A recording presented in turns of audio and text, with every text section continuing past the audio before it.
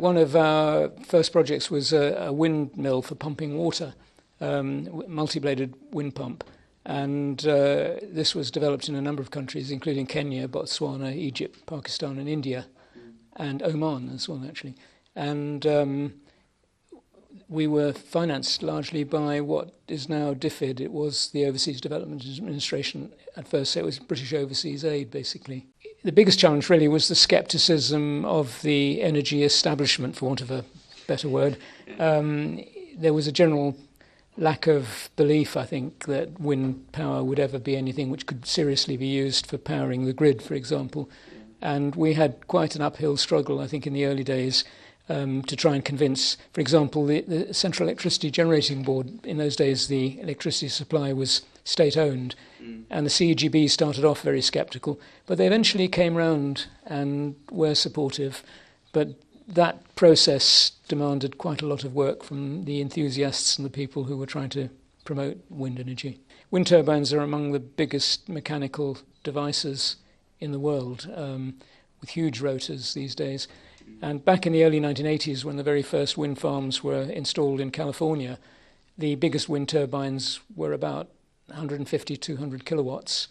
Today they're getting to sizes of over 10 megawatts, which is a huge increase.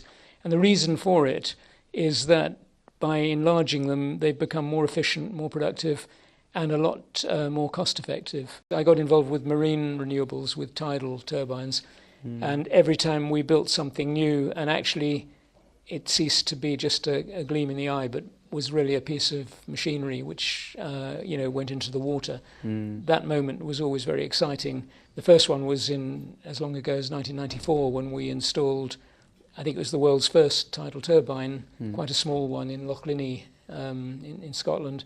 It actually appeared on Tomorrow's World. The next big step was in 2003. We installed a 300 kilowatt machine, which was very much larger, Seaflow, off Lynmouth in Devon, and it functioned in the sea off Devon for several years.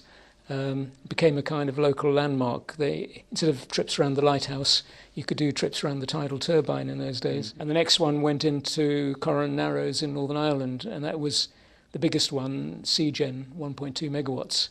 And obviously that was quite a thrill to install that. It was a big event in Northern Ireland. It was on, national news, and we had helicopters with TV cameras flying around, and it was all sort of exciting stuff. Much more quite unusual from my point of view to be in the thick of something of that sort.